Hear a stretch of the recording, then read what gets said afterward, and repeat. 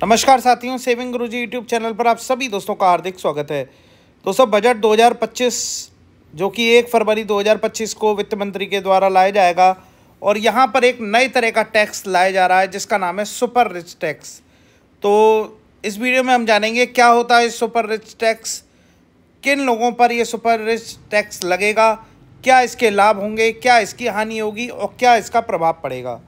तो दोस्तों, सेविंग गुरुजी YouTube channel को आप सब्सक्राइब कर लें, लाइक कर लें, शेयर कर लें, बेल आइकॉन क्लिक कर लें जिससे हमारे लेटेस्ट नोटिफिकेशन मिल सकें। इसके अलावा हमारे टेलीग्राम ग्रुप से भी जुड़ना है, लिंक आपको डिस्क्रिप्शन में दे रखा है।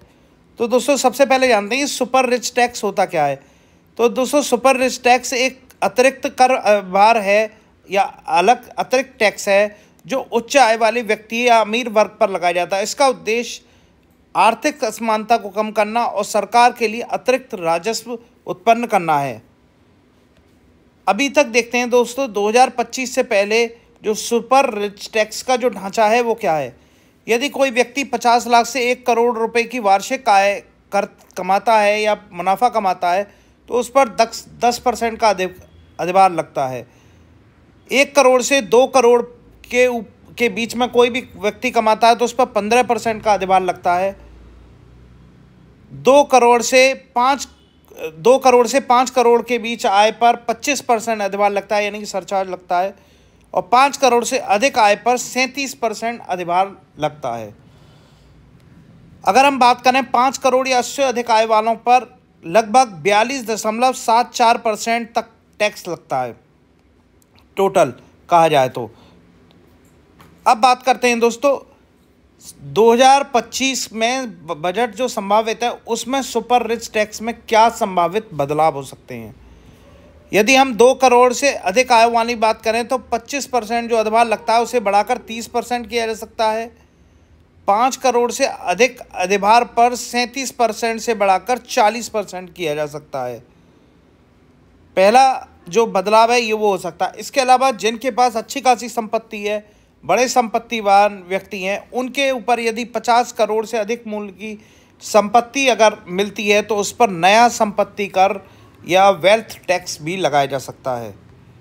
इसके अलावा दोस्तों, इनहेरिटेंस टैक्स या उत्तराधिकार, पारिवारिक संपत्ति या वसीयत मिलने पर अगर धन आपको कोई मिलता है और उस धन का अभी इम्पैक्ट सरकार देखेगी कि वो कितना धन लगता है, उस पर भी टैक्स सरकार लगा सकती है।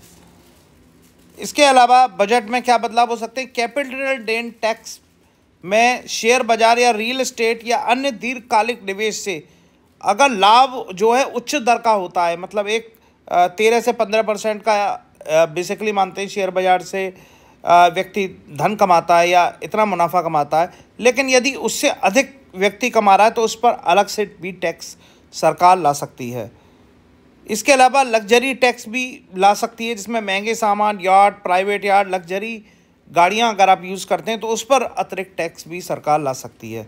तो इस तरह का ये हो गया सुपर रिच टैक्स, ये किस तरह से आ सकता है। अब इसके जो सबसे पहले अगर हम सुपर रिच टैक्स क्यों ज़रूरी है, क्यों अमीरों पर टैक्स ज़रूरी है, तो राजस्व बढ़ाने के लिए सरकार की कल्याणकारी योजनाओं और बुनियादी ढांचे में निवेश के लिए धन की ज़रूरत होती है जो टैक्स के रूप में सरकार को अमीरों से मिलता है।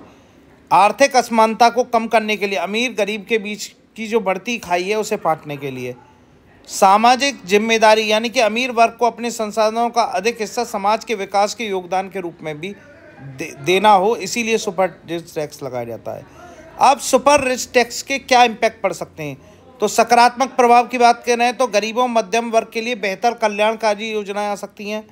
बुनियादी ढांचे, शिक्षा और स्वास्थ्य सेवाओं में सुधार हो सकता है और सरकारी खजाने में अधिक धनराशि भी उपलब्ध हो सकती है। लेकिन कुछ नकारात्मक प्रभाव ज़्यादा पड़ते हैं अगर ये सुपर रिच टैक्स सरकार बढ़ाती है। उसका कारण है कि जो अमीर लोग हैं वो टैक्स बचाने के लिए अपना धन विदेश में स्थानांतरित करेंगे। निवेश पर उच्च टैक्स की अगर दरें लगेंगी तो कोई भी FII या कोई भी बड़ा DII यहाँ पर इंडिया में निवेश नहीं करेगा, उससे निवेश प्रभावित हो सकता है। इसके अलावा अमीर वर्ग पर अधिक बोझ, अगर आर्थिक गतिविधियों में कमी आएगी तो वहाँ पर जो ग्रोथ है वहाँ पर कमी आ सकती है। तो सरकार ने ज़रूर इस बारे में लोगों से, जो अर्थशास्त्री हैं उनसे भी चर्चा की होगी। अब देखते हैं बजट में ये सुपर रिच टैक्स आता है या नहीं। कैसा लगा वीडियो प्लीज़ लाइक कीजिएगा, सब्सक्राइब कीजिएगा, शेयर कीजिएगा। बहुत बहुत धन्यवाद।